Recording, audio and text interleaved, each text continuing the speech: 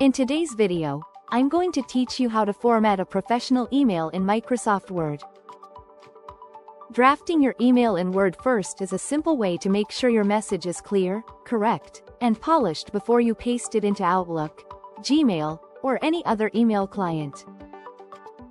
Think of Word as your staging area. You draft, refine, and then transfer a clean, professional version into your inbox.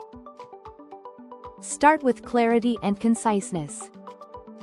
Choose a standard, universally available font such as Calibri, Arial, or Times New Roman, set at 11 or 12 points.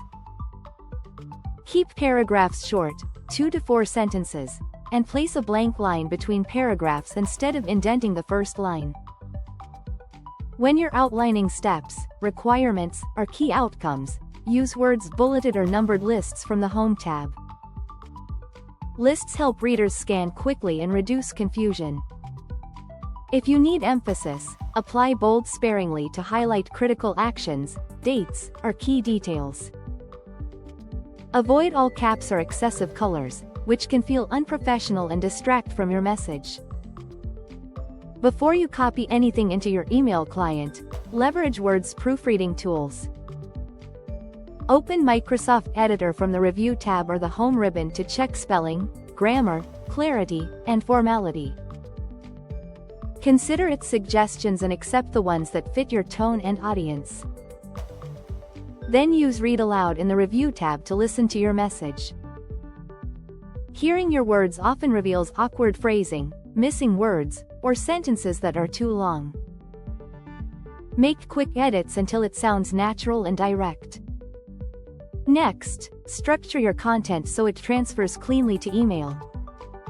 Draft a clear, actionable subject line right in your Word document. Something like meeting request, project status update, or action required. Q3 report approval. Begin with a professional greeting, then get to the point in the first sentence. Close with a clear next step or deadline so the reader knows exactly what to do.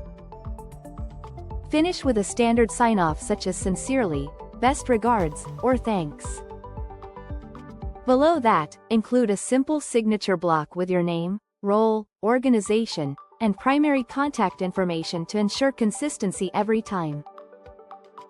If you're unsure how the recipient's email client handles links or formatting, minimize embedded links and rely on full contact details in your signature. When you reference attachments, call them out explicitly in the body. Write, "Please see the attached Q3 report," so they're not overlooked.